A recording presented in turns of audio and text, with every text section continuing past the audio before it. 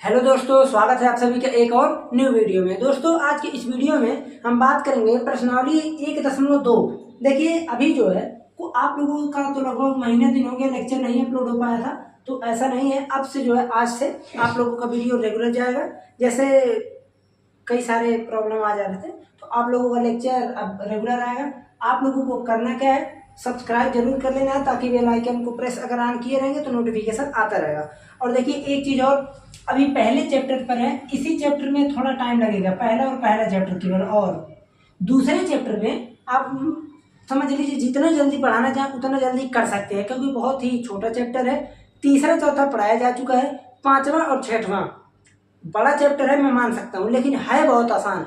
अगर आपको फार्मूला बता दिया जाए और एक मेथड बता दिया जाए तो आप लोग आराम से कर ले जाएंगे। ठीक है, तो सबसे ज़्यादा प्रॉब्लम होता है 1 नंबर में, इसीलिए इस चैप्टर 1 को धीरे धीरे पढ़ाया जा रहा है। देखिए यहाँ पर जो है 6 प्रश्नों तक हो गया है। सातवां प्रश्न जो है, सातवां प्रश्न देखिए, सातवें में 2 प्रश्न है, दोनों में आपसे केवल और केवल बाइजेक्टिव पूछा है। बाइजेक्टिव यानी 1 1 और ऑन 2 है कि नहीं, एकाएकी तथा आच्छादक। तो हमको यही प्रूव करना है, एकाएकी और आच्छादक। तो देखिए हम पहले प्रश्न की बात करते हैं। तो पहला प्रश्न हमारा क्या चीज है, f(x) = 3 - 4x। ओके, और यहाँ f क्या है, r/r। अब देखिए हम एकाएकी के लिए क्या करते हैं, सबसे पहले एकाएकी के लिए हम यहाँ पर मान लेते हैं, एकाएकी के लिए हम क्या करते हैं, मान लेते हैं कि माना f(x1) = f(x2)। हम ये चीज सपोज करते हैं और यहाँ से इस चीज को सॉल्व करने के बाद अगर x1 = x2 आ जाता है तो हम यहाँ से बोल देते हैं कि फलन जो है वो एकाएकी है। अगर मान लीजिए नहीं आता है, हो सकता है कि ये दोनों इक्वल ना है, तो हम इसे बोल देंगे कि फलन बहुएकी है, यानी मिनिमल फंक्शन है। तो यहाँ से देखिए हम करेंगे क्या, सिंपल सीधा साधा f(x1), तो यहाँ पर f(x) = कहाँ गया, 3 - 4x। तो यहाँ पर हम लिख देंगे 3 - 4x1 = 3 - 4x2। 3 से 3 खत्म, माइनस से माइनस खत्म, 4 से 4 खत्म, तो यहाँ से आ गया x1 = x2, अर्थात ये एकाएकी फलन है। ओके, हम लिख सकते हैं कि अतः यह एकाएकी फलन है, अतः यह एकाएकी फलन है। ठीक है, अब उसके बाद हम बात कर लेते हैं ऑन-टू फंक्शन की, यानी आच्छादक के लिए। आच्छादक के लिए हम क्या करते हैं, देखिए सबसे पहला काम, आच्छादक के लिए जो भी फलन दिया है, जैसे f(x) = 3 - 4x, ये चीज हमें दिया है, हम सिंपल सीधा साधा करते क्या है, f(x) = y। हम y की वैल्यू यहाँ पर देख रहे हैं कि किसके टर्म में है, x के टर्म में, तो हम यहाँ से उल्टा काम करते हैं, x की वैल्यू निकाल लेते हैं किसके टर्म में, y के टर्म में। तो यहाँ से हम जैसे ही निकालेंगे 4x इधर ले आए = 3 - y, x का मान कितना आ गया, 3 - y/4। ओके, ये चीज हमने क्या देखा कि x का मान हम निकालेंगे किसके टर्म में, y के टर्म में। ऐसा क्यों करते हैं, ध्यान से सुनिए।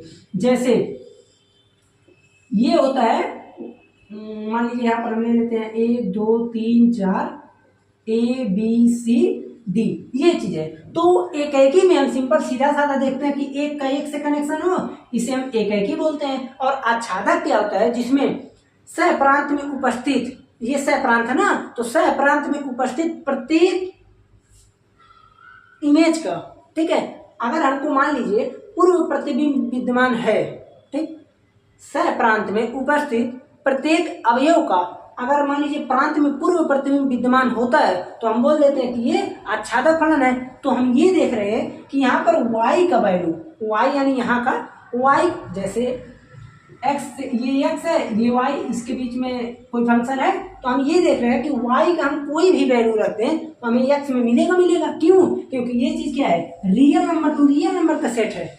अगर यही नेचुरल नंबर का सेट होता तो नहीं मिलता, क्योंकि मान लीजिए हम 2 रख देते तो 1/4 पॉइंट में आता, 5 रख देते तो माइनस में आता। लेकिन चूंकि ये रियल नंबर का सेट है तो हम यहाँ पर लिख देंगे कि y के प्रत्येक मान के लिए, अब यहाँ पर देखिए एक चीज आप और लिख सकते हैं कि सह प्रांत की प्रत्येक अवयव के लिए, ओके, या तो हम लिख दे y के प्रत्येक मान के लिए प्रांत में पूर्व प्रतिबिंब विद्यमान है, प्रांत में पूर्व प्रतिबिंब प्रतिबिंब विद्यमान है, विद्यमान है। इसलिए ये क्या चीज है, आप कह देंगे ये आच्छादक फलन है, आच्छादक फलन है। ओके, दिख रहा है नीचे का पोर्शन क्या नहीं। चलिए इतना तो आप लोग समझ सकते हैं। ओके, यही चीज था आप लोगों का। अब हम चलते हैं दूसरे प्रश्न पे। तो दूसरे प्रश्न में हम सिंपल सीधा साधा यही इसी को हटाते हैं। देखिए हम इसको कर दिए f of x equal to 1 plus x square. Okay, अब इस चीज को यहां से हटा देते हैं और इस चीज को यहां से। अब देखिए हमको जब एकाएकी निकालना है तो एकाएकी के लिए हमारा मेन काम क्या होता है, वही f of x1 equal to f of x2 suppose कर लेते हैं। तो यहां से जब इसको करेंगे तो 1 plus x1 square 1 plus x2 square, ये चीज आ गया। यहां से हम ये देख रहे हैं कि 1 तो 1 हट गया, x1 का स्क्वायर इक्वल टू x2 का स्क्वायर। हम यहां से ये देख रहे हैं कि जब कभी, ध्यान से सुनिएगा, जब कभी अगर आपका ये जो पावर है वो सम है, पावर क्या हो, सम संख्या हो, यानी 2 4 6 8 यही सब हो, तो यहाँ पर हम इसको जब लिखेंगे तो x1 equal two plus minus x2 लिखेंगे हमेशा। ओके, और अगर मान लीजिए विषम बात हो तो डायरेक्ट हम पॉजिटिव में लिख देंगे x1 equal to x2।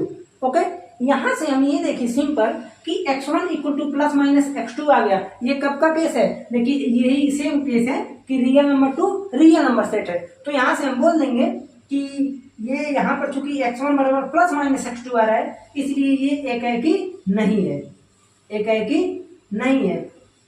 Okay, आप लोग कहेंगे हाँ ये भी बात सही है। जैसे मान लीजिए हम ये देखें कि -1 ले रहे हैं, स्क्वायर कर रहे हैं तो भी +1 आ रहा है, और 1 लेकर स्क्वायर कर रहे हैं तो 1 तो आ ही रहा है। तो इसलिए हम यहाँ से बोल सकते हैं कि ये एकाएकी नहीं है, क्योंकि दो लोगों का एक से कंडीशन है। ठीक, ये चीज हो गया।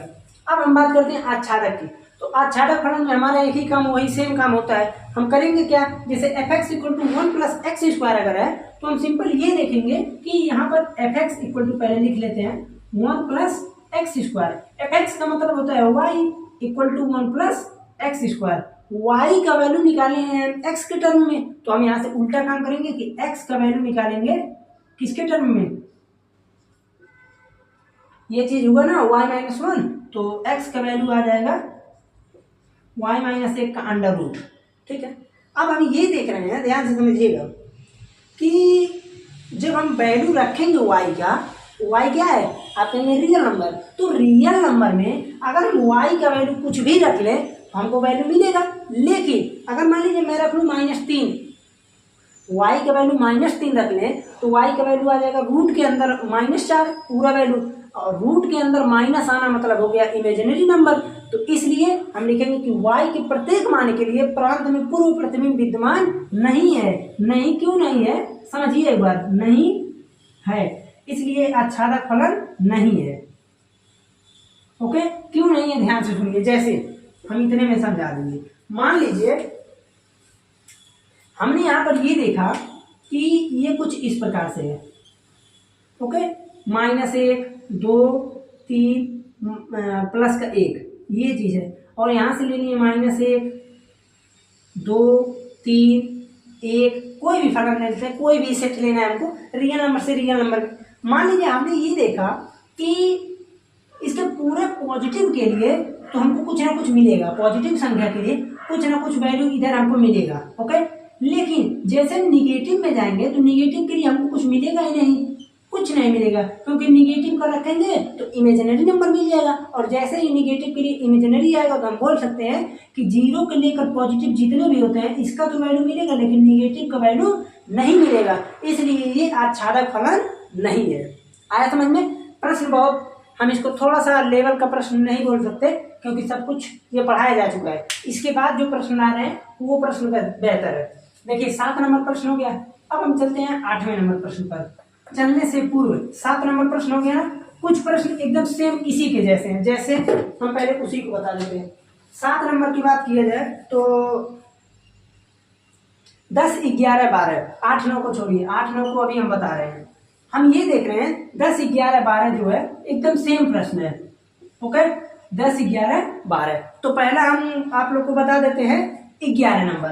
तो 11 नंबर प्रश्न जो है, देखिए 11 नंबर प्रश्न कह रहा है कि FR to R, कहां से कहां तक, रियल नंबर से real number, fx equal to क्या है, x की पावर 4। हमको ये बताना है कि ये क्या चीज है। तो देखिए आप कहेंगे ऐसा है, हमको सिंपल सीधा साधा दिख रहा है, अभी आप पीछे जस्ट बता कर आए, वहां स्क्वायर था यहाँ 4 घात था, बराबर सेम है। तो हम कहेंगे ऐसा है, एक ही के लिए देखते हैं, ये MCQ प्रश्न है आपका। फिर उसके बाद हम देखेंगे आच्छादक के लिए। तो जब हम एक के लिए देखते हैं तो एक के लिए सिंपल मेन काम क्या होता है, सपोज कर लेंगे, माना f of x1 equal to f of x2। तो यहां से आ जाएगा, देखिए x1 का 4 घात, x2 पे 4 घात। अभी बताएं अगर सम संख्या है तो ये जब तोड़ेंगे इसको तो यहाँ पर आ जाएगा प्लस माइनस x पे पावर x2। ओके, ये चीज आ गया। और यहां से हम ये देख रहे हैं कि एक वैल्यू मिल नहीं रहा है, यानी x1 बराबर x2 नहीं है, एक बार निगेटिव आ जा रहा है, तो इसलिए ये एक ही नहीं है। तो यहाँ पर लिख देंगे कि एक ही नहीं है, नहीं है। ओके, हम बात कर लेते हैं आच्छादक की। आच्छादक में क्या करते हैं, जैसे जो भी फलन दिया है वो पहले तो x के टर्म में दिया है, y इक्वल टू x पे पावर 4। हम यहाँ से x की वैल्यू निकालेंगे किसके टर्म में, y के टर्म में।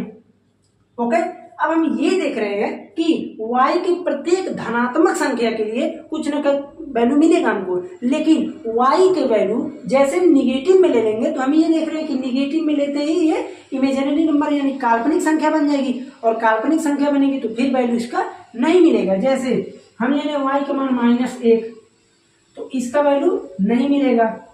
ओके, हम अगर ले लें 5 तो इसका वैल्यू कुछ ना कुछ मिलेगा अंडर रूट में, लेकिन ये चूंकि निगेटिव संख्याओं के लिए नहीं है, इसलिए क्या हम बोल देंगे कि ये आच्छादक फलन नहीं है। हम क्या लिखेंगे, वही पुराना वाला प्रोसेस लिख देंगे कि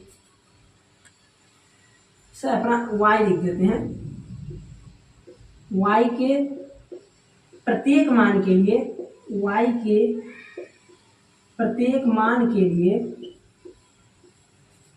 प्रांत में पूर्व प्रतिबिंब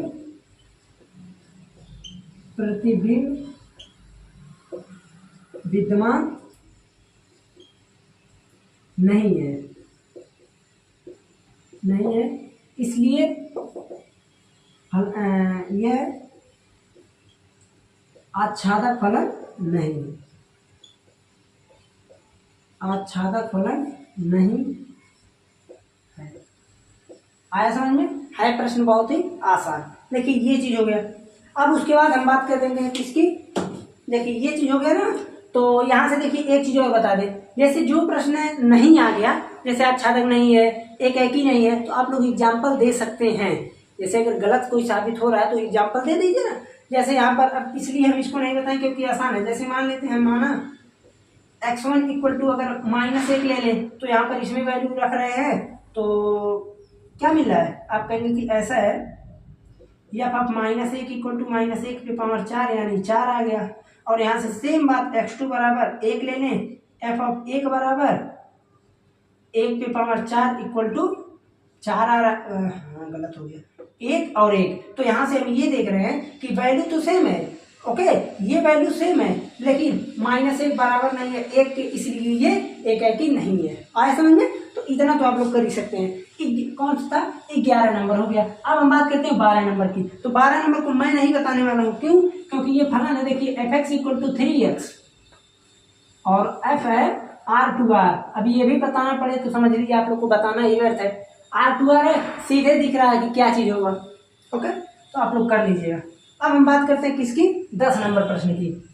ओके, उसके बाद 8, 9 तो बताएंगे, बिना इसको बताए नहीं जाएंगे, अच्छे तरीके से समझाएंगे आप लोग को, घबराइए।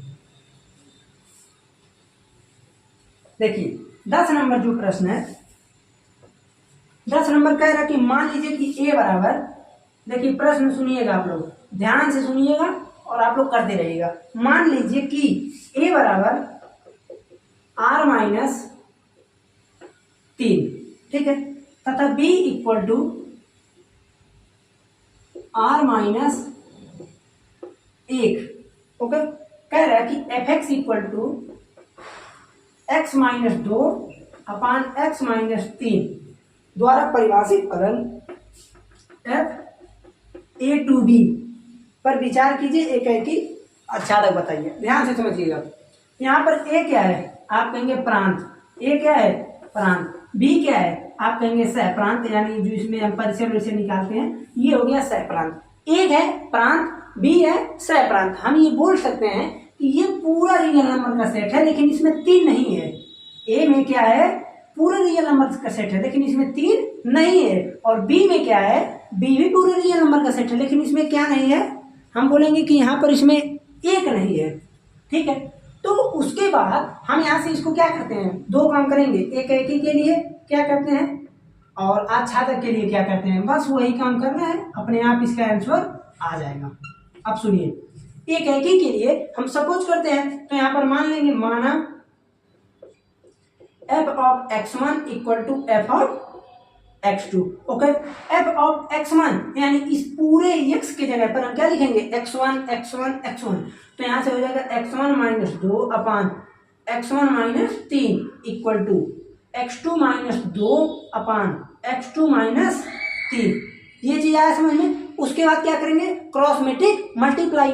तो मल्टीप्लाई जब हम करेंगे तो यहाँ से क्या आएगा, देखिए एक बार लिख दें, x1 minus 2 x2 minus 3 equal to x1 minus 3 और यहाँ से आ जाएगा x2 माइनस 2। ठीक, अब इसका मल्टीप्लाई करते हैं। x1 का मल्टीप्लाई x2 में क्या चीज आएगा, आप कहेंगे x1 x2 minus 2x2 minus 3x1 plus का 6 equal to x1 x2 minus 3x2 minus 2x1 plus का 6। अब उसके बाद हम ये देख रहे हैं कि यहाँ पर कुछ चीज क्या है, कटने लायक है। जैसे x1 x2 को हटा दो, प्लस 6 को हटा दिए। अब ध्यान दीजिए, इधर क्या है, 2x1 माइनस में है, इधर क्या है, 3x1 माइनस में है। तो यहाँ से जब हम इसको लेकर इधर आएंगे तो क्या चीज आएगा, इसको समझना है। माइनस का 3x1 प्लस का 2x1 इक्वल टू माइनस का 3x2 और इधर से इसको ले आएंगे तो प्लस का 2x2। ये चीज हो गया। यहाँ से इसको काटेंगे यानी घटाएंगे तो माइनस x1 माइनस x2। यहाँ से आ गया x1 इक्वल टू x2, अर्थात ये एकाएकी फलन है। एकाएकी क्यों है, क्योंकि ये क्या चीज आ गया, जो हम कंडीशन लाना चाहते हैं x1 इक्वल टू x2 का, ये चीज आ गया। जब हम बात करते हैं आच्छादक फलन की, इसमें आपको थोड़ा सा समझना है कि आच्छादक में क्या चीज आएगा। देखिए, आच्छादक फलन की अगर हम बात करें तो fx इक्वल टू जो भी दिया है, जैसे क्या है यहाँ पर x minus 2 upon x minus 3, हमको जो भी फलन दिया है वो किसके टर्म में दिया है, आप कहेंगे x के टर्म में दिया है, हमको सीधे दिख रहा है। तो हमको करना क्या है, x की वैल्यू को निकाल लेना है, किसके टर्म में, y के टर्म में। तो यहाँ पर हम करते हैं cross matrix multiply, x y minus 3y equal to x minus 2। हमको किसकी वैल्यू चाहिए, आप कहेंगे हमको x का वैल्यू चाहिए है। तो ऐसा करते हैं, यहाँ पर लिख लेते हैं x y minus x equal to 3y minus 2। x को ले लेते हैं कॉमन। ओके, यहाँ से x का जो वैल्यू आ गया, देखिए 3y माइनस 2 अपान y माइनस 1, ये चीज आ गया।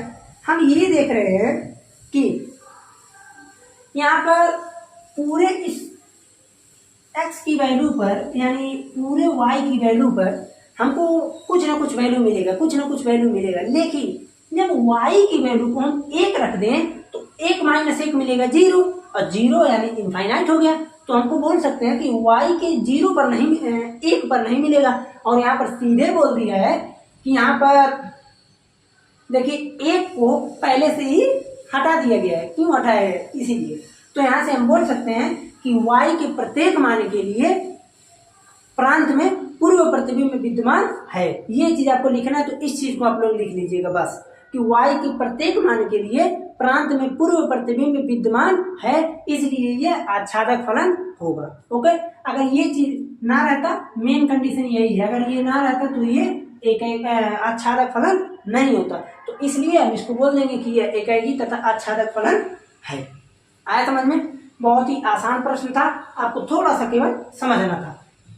ठीक है, इसे मिटाते हैं। अब आपका हो गया 10 नंबर, अब बचा है 8 नंबर और 9 नंबर। अब चलते हैं, इस पे ध्यान देते हैं। चलिए ध्यान दीजिए।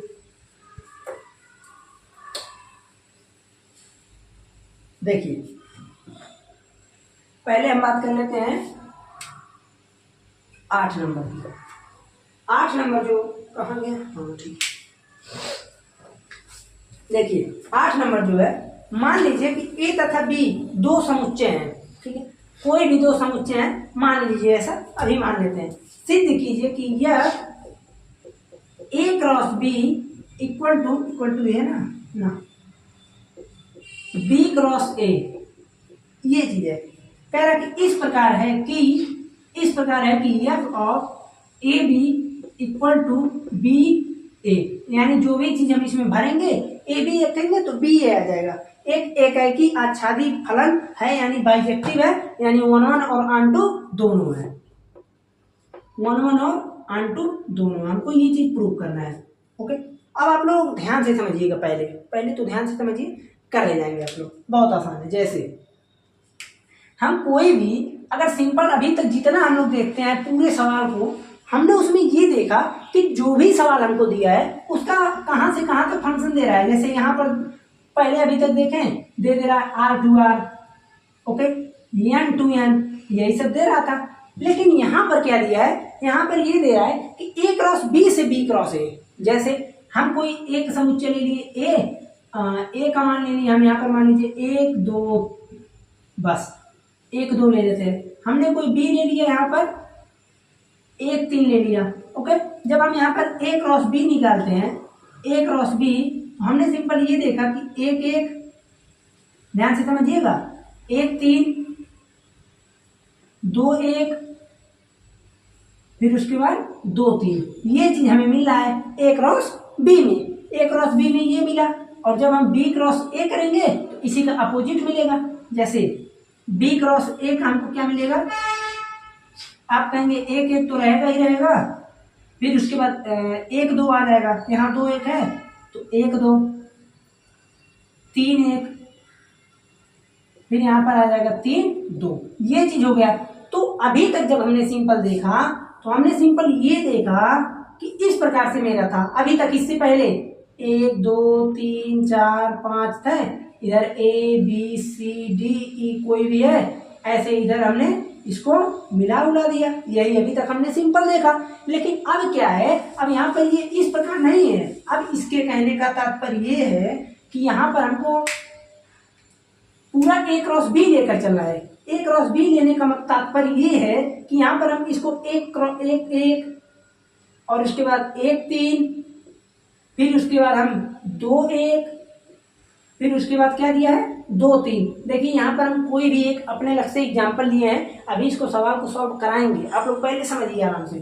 फिर उसके बाद ये है A क्रॉस B, ये है B क्रॉस A, यहाँ से ही हमारा क्या बना है, फंक्शन बना है। तो A क्रॉस B हमने रखा, B क्रॉस A हम यहाँ देख रहे हैं 1 1 1 2 3 1, फिर उसके बाद है 3 2। ये हमारा यहाँ पर है पूरा जो हम लोगों ने अभी तक सेट देख रहा था, तो उसमें केवल एक सेट रहता था। लेकिन इसमें क्या है, 2 सेट का आपस में मल्टीप्लाई का बन गया है, प्रांत और सह प्रांत, बस इसमें और कुछ नहीं अंतर है, सब कुछ सेम है। बस ये थोड़ा सा अंतर है कि वहां पर हमने सिंपल एक सेट को देख रहे थे, लेकिन यहाँ पर 2 सेट के मल्टीप्लाई को प्रांत बनाया है और 2 सेट के मल्टीप्लाई को ही सह प्रांत बना दिया है। तो यहाँ से अब अगर हम देखें तो हम सिंपल कहेंगे कि 1 1 का तो ठीक है, 1 3 रखेंगे तो 3 1 मिल जाएगा। जैसे उल्टा दे रहा है ना, एफ ऑफ ए बी रख रहे हैं, जैसे कोई फलन में अगर जैसे ये एफ एक्स दे दिया एक्स स्क्वायर, हम कहें कि हम एफ में 1 रखेंगे तो रखिए 1 मिलेगा। हम कहें नहीं हम 2 रखेंगे तो 2 को रखेंगे तो 4 मिलेगा। उसी प्रकार से जब हम फंक्शन में a कामा b रखेंगे, कोई भी 2 एलिमेंट को उठाकर रखेंगे तो एलिमेंट को पलट देगा, वो एलिमेंट को पलट देगा, बस यही काम है करेगा। तो यहाँ पर 2 1 रखें तो 1 2, 2 3 रखें तो 3 2 मिल रहा है। आया समझ में? इस पूरे सवाल का केवल और केवल यही इसका क्या है, थ्योरी है। अब इसको हम समझते हैं। जैसे देखिए ये चीज तो हो गया, अब इसके बाद हम इसको मैथमेटिकली थोड़ा सॉल्व कर देते हैं। देखिए यहाँ तक इतना सबको समझ में आ गया। कि सिंपल इसमें क्या है, इसमें ए क्रॉस बी प्रांत बनना है और बी क्रॉस से इसका अपोजिट क्या बनना है, सह प्रांत बनना है। चलिए अब इसको हम ले चलते हैं मैथमेटिकल टर्म में। थोड़ा सा आप लोगों को लग रहा होगा कॉम्प्लिकेटेड, लेकिन आराम से समझेंगे आ जाएगा। जैसे देखिए एक एकी के लिए, एक एकी के लिए माना हमारा क्या उद्देश्य रहता था, f of x one equal to f of x two, यही हम मानते थे।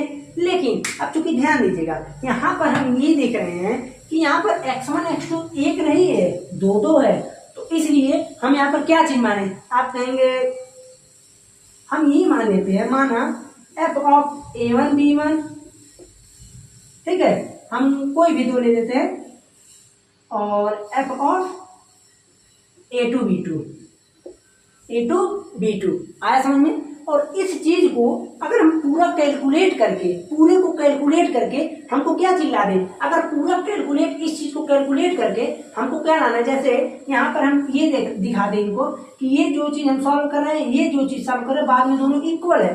अगर ये सिनेरियो हम ला दें तो यहाँ से हम डायरेक्टली बोल सकते हैं कि क्या चीज है जो हमको प्रूव करना है, वो चीज इसका आ गया। अब देखिए आप लोग ध्यान से समझिए, यहाँ से हम ये देख रहे हैं कि f of a one b one, जो चीज हम रख रहे हैं उसका अपोजिट मिल रहा है, उलट दे रहा है, तो यहाँ से आ गया b one a one, b two a to.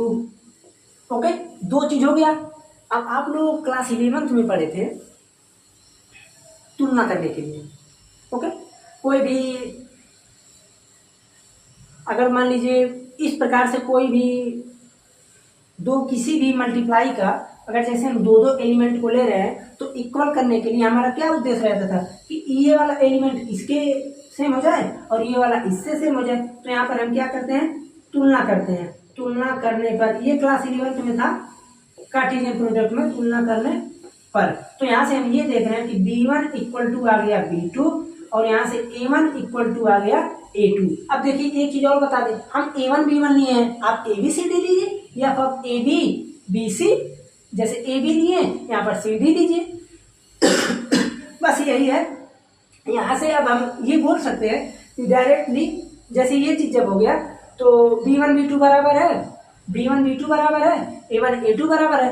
अब हम यहाँ से डायरेक्टली क्या लिख सकते हैं, अपना निष्कर्ष लिख सकते हैं। क्यों? क्योंकि जब ये दोनों हमारा बराबर हो गया तो हम डायरेक्टली यहाँ पर लिख सकते हैं कि अतः a1 b1, अतः a1 b1 बराबर है किसके, a2 b2 के, a2 b2 के। आया समझ में? तो यहाँ से ये चीज हमने इस चीज को निष्कर्ष निकाल दिया। बहुत ही आसान तरीके से हमने समझा। सिंपल क्या किया हमने, यहाँ पर a1 b1 लिया, a2 b2 लिया। हमने a1 b1 क्यों लिया, आप खुद बताइए। आप कहेंगे ऐसा है, चूंकि यहाँ पर a क्रॉस b है इसलिए हम कोई भी दो लेंगे, एक से काम नहीं चलेगा। क्यों? क्योंकि a क्रॉस b है, दो सेट का मल्टीप्लाई हुआ ना, अगर दो समुच्चय का मल्टीप्लाई हो रहा है तो दो एलिमेंट रहना चाहिए, इसलिए हमने a1 b1 लिया। आया समझ में? यहाँ भी सेम था इसलिए हमने a2 b2 लिया। आप इस चीज को a b c d लेकर कर सकते हैं। क्या करना है, कुछ नहीं, a b ले लीजिए, c d ले लीजिए, उलट देंगे तो b a मिलेगा और यहाँ से d c मिलेगा। बराबर कर दीजिए, b बराबर d, a बराबर c, तो आ गया a कामा b बराबर c कामा d। बस यही आपका था। तो इस चीज को आप लोग लिख सकते हैं और या तो ऐसे लिखिए, ठीक है। अब यहाँ से हम लिख सकते हैं कि अतः इतना आ गया, तो बोल सकते हैं कि फलन एक एकी है, एक एकी फलन है। हमने ये चीज प्रूव कर लिया कि नहीं, एक एकी फलन है, ठीक है। अब उसके बाद हम ये देख रहे हैं कि अगर फलन एक एकी है, ओके, अगर फलन एक एकी है तो यहाँ से देखिए हम क्या करेंगे, आच्छादक लिखेंगे। अब आच्छादक की बात करेंगे, आच्छादक फलन। आप कहेंगे ऐसा है, जब हम आच्छादक फलन की बात करेंगे तो अभी तक आप ये कर रहे थे कि x के टर्म को उलट के y के टर्म में ला रहे थे, y को टर्म के उलट उलट के x में ला रहे थे, इस प्रकार से कर रहे थे। लेकिन यहाँ पर हम उस प्रकार से कर ही नहीं सकते, करेंगे लेकिन बहुत कॉम्प्लिकेटेड हो जाएगा। तो सिंपल क्यों, हम थोड़ा इसको थ्योरेटिकल लिख देते हैं। लिखना क्या है कि चूंकि फलन, अब देखिए एक एकी है, हम ये जानेंगे एक एकी फलन है, इसका क्या मतलब हुआ। आप कहेंगे कि चूंकि फलन एक एकी है, एक एकी है, अगर फलन एकेकी है तो हम ये बोल सकते हैं कि प्रांत में जितने भी अवयव होंगे, प्रांत में अवयव बराबर होंगे किसके, सहप्रांत में अवयव के। वैसे भी हम देख रहे हैं कि जो ए क्रॉस बी में है वही चीज बी क्रॉस में है, बस उलट गया है। तो हम ये बोल सकते हैं कि प्रांत में अवयवों की संख्या, प्रांत में ना बोलकर हम बोल सकते हैं कि ए क्रॉस बी में अवयवों की संख्या, ए क्रॉस बी में अवयवों की संख्या इक्वल टू किसके, आप कहेंगे बी क्रॉस ए में अवयवों की संख्या के, अवयवों की संख्या के। आया इतना समझ में कि नहीं? हमने सिंपल सीधा साधा काम क्या किया है यहाँ तो, हाँ चलिए ठीक है, सबको दिख रहा है। ए क्रॉस बी में अवयवों की संख्या किसके बराबर है, बी क्रॉस ए में अवयवों की संख्या के। हम ये बोल सकते हैं कि देखिए ये क्यों हुआ है, अब जैसे फलन एकेकी है वैसे भी हम देख रहे हैं कि ये चीज बराबर है, फलन एकेकी की तो छोड़िए। अब यहाँ पर यह चीज हम इस चीज को नीचे भी लिख सकते हैं, फलन अगर एकेकी है तो हम ये बोल सकते हैं कि सहप्रांत में, ओके, अगर फलन एकेकी है तो हम ये बोल सकते हैं कि सहप्रांत में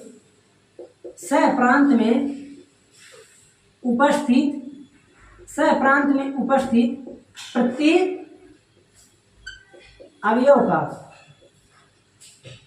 का प्रांत में पूर्व प्रतिबिंब विद्यमान है, पूर्व प्रतिबिंब विद्यमान है।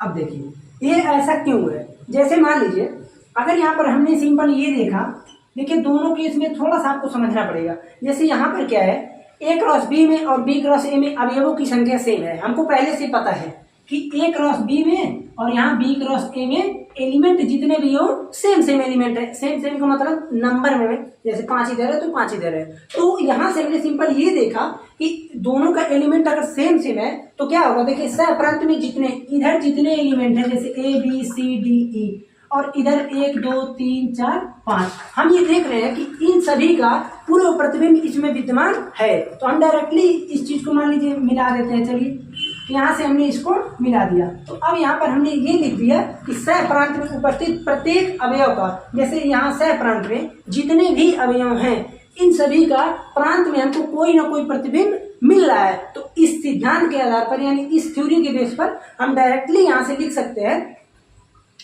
कि, या तो एक लाइन और बढ़ा दीजिए, प्रांत में अवयवों की संख्या, प्रांत में अवयवों की संख्या बराबर है किसके, सहप्रांत में अवयवों की संख्या के, सहप्रांत में अवयवों की संख्या के। तो यहां से हम डायरेक्टली बोल सकते हैं कि कैसा फलन कैसा है, आच्छादक फलन, आच्छादक फलन है।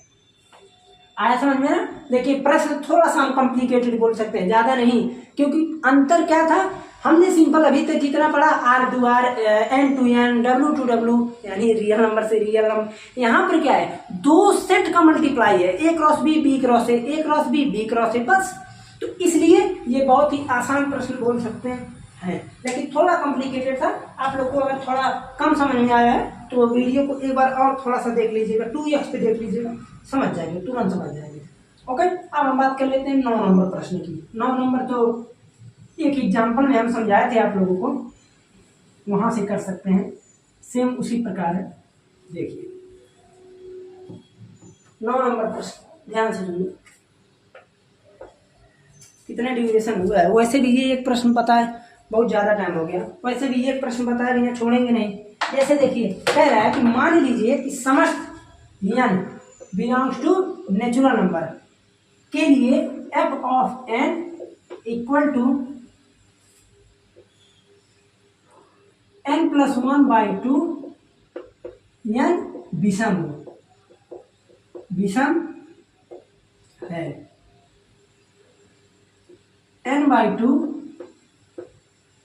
n सम। अब आप लोग पहले इसको थोड़ा ध्यान से समझिए। ये बताइए, हम यहाँ पर रियल नंबर का सेट बना दिए, नेचुरल नंबर का, n है ना, 1 2 3 4 5 6, 1 2 3 4 5 6। अब आपको कुछ निष्कर्ष निकल रहा है। आप कहेंगे ऐसा है, यहाँ पर हम ये देख रहे हैं कि n जब विषम हो, यानी n का मान जब 1 हो, तो बताइए विषम अगर हो, n का मान 1 हम इसमें रखें, जैसे n विषम हो 1 हो, तो 1 + 1 2, 2/2 कितना आया? आप कहेंगे 1 आया। ठीक है, 2 रखेंगे तो कितना आएगा? देखिए थोड़ा आप लोग इसको कीजिए, तब तक हम इसको इंक पिला दे, थोड़ा सा प्यास गया है। देखिए मेरे कहने का तात्पर्य बस इतना ही है कि जैसे हम यहाँ पर जब यहाँ पर हम विषम संख्या ले रहे हैं, 1 को उठा रहे हैं, तो 1 + 1 2, 2/2 1 इससे मिला। जब हम सम संख्या उठा रहे हैं 2 को, तो 2/2 1 मिला। 3 को उठा रहे हैं तो 3 1 4 2 मिला। 4 को उठाएंगे तो 2 मिलेगा। 5 को उठाए तो 3 मिलेगा। 6 को उठाए तो 3 मिल रहा है। हम यहाँ से कुछ निष्कर्ष निकाल सकते हैं क्या, कि इधर भी कोई नहीं छूट रहा है, इधर जैसे डॉट डॉट डॉट आगे है बढ़ता गया है, नेचुरल है ना। आप कहेंगे इधर भी कोई नहीं छूटा है, इधर भी कोई नहीं छूटा है, लेकिन लेकिन लेकिन ये एकाएकी की बात करें तो एकाएकी नहीं है, एकाएकी नहीं है। ये क्या चीज है? एकाएकी ना होकर बहुएकी है, बहुएकी है। ठीक है, हम बात कर रहे हैं अगर आच्छादक की, तो आच्छादक फलन होगा ही होगा, इसलिए ये आच्छादक फलन है,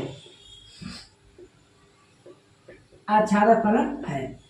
अब हमको इसको ध्यान से इसी चीज को यहाँ पर लाकर मैथमेटिक्स के टर्म में लिखना है। अब देखिए एकाएकी फलन के लिए अगर हमको चेक करना है तो हम कितना कंडीशन लेंगे? आप कहेंगे लीजिए 3-4 कंडीशन, क्योंकि ऐसे तो होगा नहीं। जैसे हम बात कर लेते हैं पहला किसकी?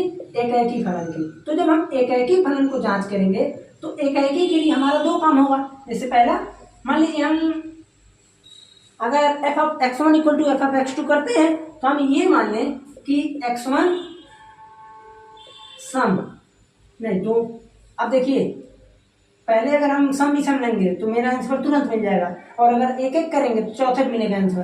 तो चलिए हम पहला मान लेते हैं कि पहला माना x1 सम तथा x2 विषम है, विषम है। अब देखिए अगर x1 आपका सम है, x1 सम संख्या है, x1 सम संख्या है, तो यहां से हम लिखेंगे क्या चीज? ये x1 की जगह हम n1 लिखना चाहिए हमको। ठीक है, x1 ही रहने देते हैं, x1 को हम लिख दे रहे हैं कि x belongs to n। Okay, तो यहां से हम इसको बोल सकते हैं n1 ही कीजिए। अब सही है। ठीक, n1 सम है तथा n2 विषम है, तो यहाँ से हम इसको क्या बोलेंगे? सिंपल काम। तो आप कहेंगे ऐसा है, अगर इस प्रकार से हम लिख रहे हैं तो यहाँ से लिख देंगे n1/2 = जैसे n1 सम है ना, तो n1/2 = n2 विषम है। n2 अगर विषम है तो लिखेंगे हम n2 + 1/2, 2 से 2 खत्म, तो n1 = n2 + 1। हम ये देख रहे हैं कंडीशन तो मेरा सही है भाई। n2 क्या है? विषम। विषम में 1 जोड़ेंगे तो सम ही मिलेगा, और विषम में 1 जोड़ेंगे तो सम मिलेगा। या तो इसको हम इधर लेते आए n1 - n2 = 1, हमको तभी भी मिल जाएगा कि सम संख्या में से विषम को घटाएंगे तो हमको 1 ही मिलेगा। लेकिन हमारा ये नहीं, यहाँ लाने का मेरा मतलब ये सब नहीं है। हमको यहाँ पर क्या लाना होता है? आप कहेंगे जो यहाँ लेकर चले हैं वही चीज हमको इक्वल लेकर आ जाना है, बस अपने आप ये कंडीशन हो जाएगा कि ये एकाएकी है। लेकिन हम जानते हैं कि चूंकि n1 सम है, n2 विषम है, भाई सम विषम संख्या बराबर हो ही नहीं सकता, इसलिए हम यहाँ से लिख देंगे डायरेक्टली कि यहाँ से n1 जो है बराबर नहीं है किसके? n2 के। n1 does not equal to n2, अतः फलन एकाएकी नहीं है, एकाएकी नहीं है। एग्जाम्पल की बात करें, मान लीजिए कोई एग्जाम्पल ले लें, तो n1 बराबर, जैसे n1 सम है तो 2 और n2 3 ले लेते हैं। n1 को जब 2 लेंगे तो n1 का मान 2 लेंगे तो कितना मिलेगा? आप कहेंगे n1 सम को ले रहे हैं तो 2/2 = 1 मिल रहा है। n2 को तब 1 लेते हैं, क्यों ले रहे हैं मैं बता रहा हूँ। 1 को लेंगे तो 1 + 1 2/2 1 मिल जा रहा है, यहाँ से भी मिल रहा है 1 + 1/2 यानी 2/2 = 1 मिल रहा है। तो हम यहाँ से बोल सकते हैं कि f of 2 equal to f of 1 equal to 1, but 2 बराबर नहीं है 1 के, इसलिए ये एकेकी फलन नहीं है। आया समझ में? देख रहे हैं ना, आप लोग को लगेगा बहुत कठिन प्रश्न है, कठिन नहीं है। अब हम बात करते हैं आच्छादक फलन की। अब देखिए, जो आच्छादक फलन है, आच्छादक फलन में हमको पता है कि ये आच्छादक फलन है, आच्छादक फलन है। तो आच्छादक फलन का जैसे एकेकी, तो हमने यहाँ तक इसको सिंपल सीधा साधा समझ लिया। जब हम बात करेंगे आच्छादक फलन की, तो आच्छादक फलन में हम क्या करेंगे, एक एक केस उठाएंगे। आच्छादक फलन में पहला ले लेते हैं सॉरी, जब n सम हो, जब n सम संख्या हो। अब देखिए, अगर n सम संख्या होगी तो हमको क्या दिखेगा, जैसे n अगर सम संख्या है तो हमको n/2 मिलेगा ना। जब n सम संख्या है तो हम यहाँ से सिंपली ये देख रहे हैं कि ठीक है, अगर सम संख्या है तो सम संख्या को हम क्या लिख सकते हैं, आप कहेंगे n बराबर 2x। इस चीज को आप लोग पकड़िएगा। सम संख्या को हमारा डिनोट करने का क्या तरीका होता है, हम कहें कोई सम संख्या है, सम संख्या हमेशा 2 से विभाज्य रहेगी, 2 का मल्टीपल रहेगा, 2 का गुणा रहेगा, इसलिए हम यहाँ पर मान ले रहे हैं कि n बराबर 2x। ओके, क्यों मान रहे हैं मैं अभी आगे बता देता हूँ। ये 2x आ गया और यहाँ से हम लिखेंगे नहीं कि x belongs to n। x जो है वो किससे मिला है, नेचुरल नंबर से, और यहाँ से n इक्वल टू कितना आ गया 2x, x belongs to n। अब उसके बाद मेरा काम एक रहता है कि यहाँ पर हम जैसे जो भी लिखते हैं y equal to f of n, ये चीज लिखते हैं, ठीक है, y equal to f of n।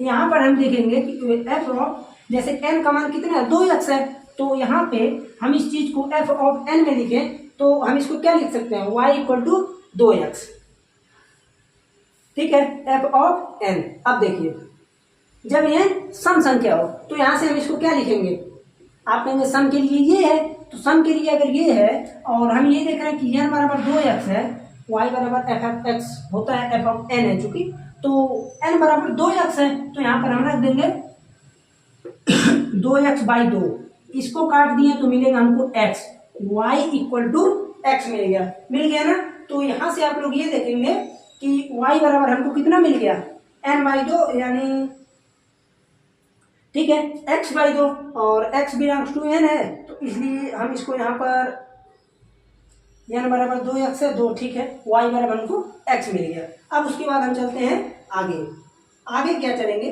देखिए ये तो हमको मिला जब n सम संख्या हो। अब हम लेते हैं दूसरा, जब n विषम हो, जब n विषम संख्या हो, विषम संख्या हो। देखिए बहुत ही आसान था, मैं एक बार आपको समझा देना चाहता हूँ। जब n सम संख्या होगी तो जाहिर सी बात है कि हम कोई भी नंबर ले लें, किसका मल्टीपल होगा, 2 का मल्टीपल, और x जो है बिलोंग टू कर रहा है n में, तो y बराबर f ऑफ n है यहाँ पर। तो हम ये देख रहे हैं कि n सम संख्या है तो n/2 होता है, तो यहाँ से इसलिए इस प्रकार से लिख के y बराबर x आ गया।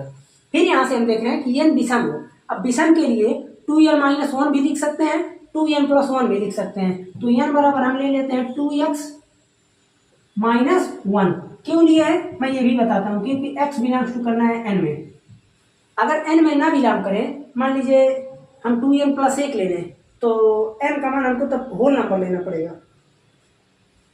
इस चीज को आप लोग सोचिएगा, अगर हम 2x+1 ले लें तो x हमको क्या लेना पड़ेगा, होल नंबर लेना पड़ेगा। आप लोग इस चीज पर, और 2x - 1 ले रहे हैं तो नेचुरल नंबर लेना पड़ रहा है, तो 12 में है ना, चूंकि इस चीज पर आप थोड़ा सा सोचिएगा, उसके बाद हमको बताइएगा कैसे वीडियो कमेंट में। और यहाँ से हम ये देख रहे हैं कि वही काम y equal to f of n है, ठीक है। हम ये देख रहे हैं कि हमारा जब n विषम संख्या होता है तो n+1 हो रहा है, तो यहाँ से हम लिख देंगे कि n विषम है तो n+1/2 हो रहा है, ठीक है। तो n का मान है 2x - 1 + 1/2, ये खत्म, 2 से 2 खत्म, x आ गया, तो y बराबर कितना आ गया हमारा, x आ गया।